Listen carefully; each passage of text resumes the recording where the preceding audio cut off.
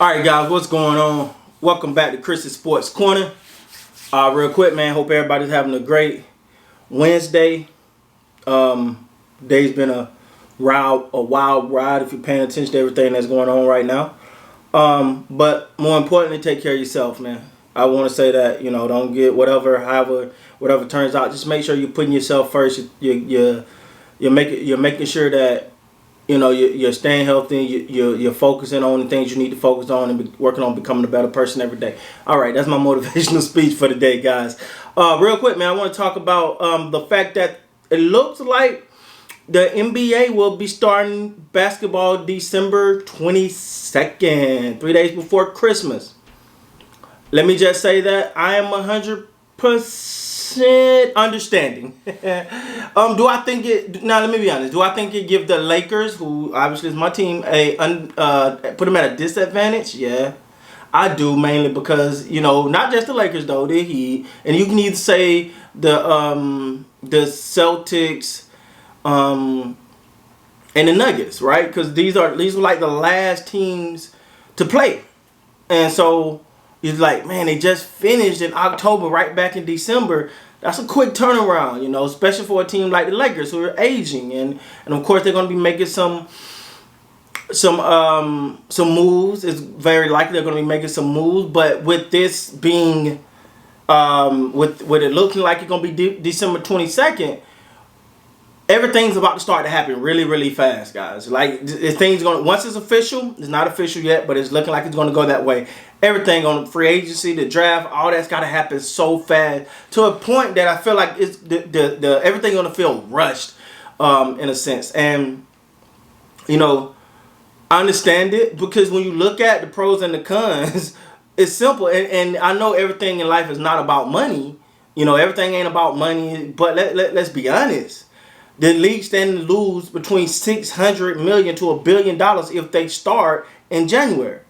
And unlike the NFL, the NBA actually do revenue sharing with the players, right? So if that's the case, then the players stand to lose a lot of money too.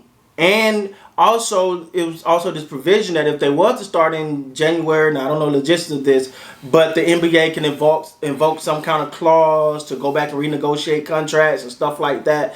It's a lot. Just play. Now, when you say, well, man, certain teams just finished in October, now they play in December, yeah, but it also was off from March, April, May, June, July. So they almost had 5 months off there. That was like an off season in itself to come back and play 3 months, and then they're having another 2-3 months off. But that's just the Lakers. What about the teams that even go to the bubble?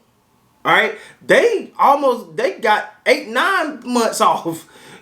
So they definitely are well rested. The teams that didn't go far in the playoffs, the teams that got put out during the the little play-in thing. It's a lot. So, yeah, it's a couple of teams that could be affected negative. But even with those teams, you got to say, well, you had a 5-month layoff to come back and play for a couple months, and now you're off again. So, to me, I do think load management is going to come into play with some of these players, especially with a person like LeBron entering year 18, and some of the more veteran, older players. They're probably not going to start off as energetic or as how they were accustomed to.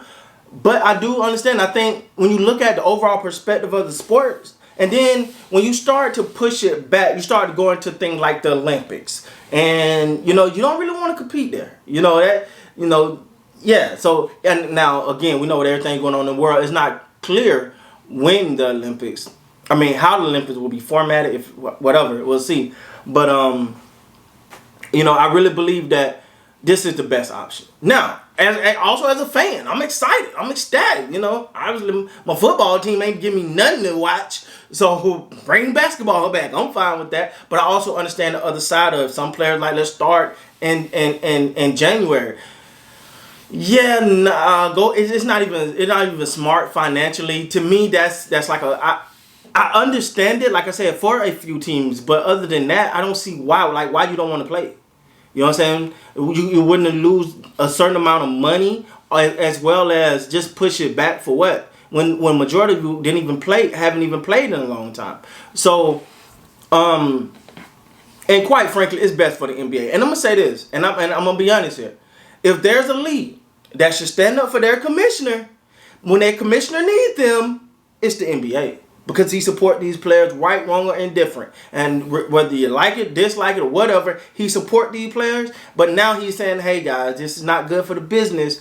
And we need to get this thing. We need to get this thing done now. The option is still yours, but we need to get this thing done. We need to start this. We need to start December 22nd. That's the best.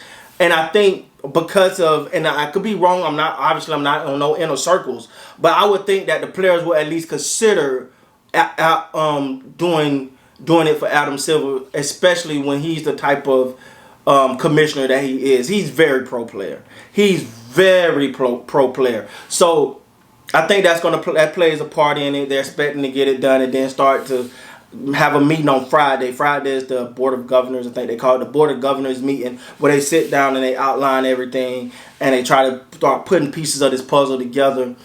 Now it's not official, but it's looking like it's going to start December 22nd. You still got your Christmas games. There's so much to come out of this. You know, the arenas, the fans. I don't think there'll be fans, but can it be a few fans? The arenas. Is it going to be some type of modified bubble format? Are they going to travel? It's so much to come out of this right now, guys, that it's still very, very preliminary. But it's looking like we're going to have basketball December 22nd. And I, for one, am super excited about it. I can't wait. But leading up to that, it's going to be so much going on, man. You know, free agency, the draft, your trades, and this and that. It's going to be fun. All right? If you're a basketball fan, it's going to be fun. For some of the organizations, it might not be as fun because you're going to have organization stress trying to put rosters together and people leaving and free agents coming in. It feel like everything is condensed, so you don't have that normal time that you would to plan for the salary cap. I don't know how all that's playing out, so we have to see.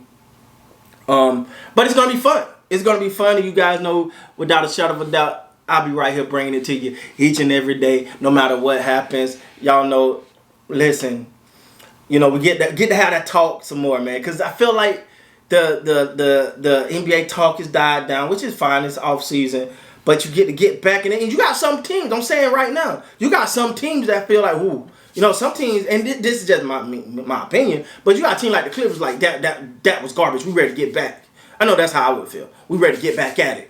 We got something to prove. So, and then you got teams like the Lakers saying, we the champs, baby. Let's defend this throne. It's going to be fun. We're going to be so many crazy scenarios. This person going that place, that person going this place. Free agents, guys. And without a shadow of a doubt, keep it locked right here. I'll be bringing it to you. So with that being said, guys, thanks so much for supporting this channel. Please like, comment, subscribe. And until next time, man, you guys be great.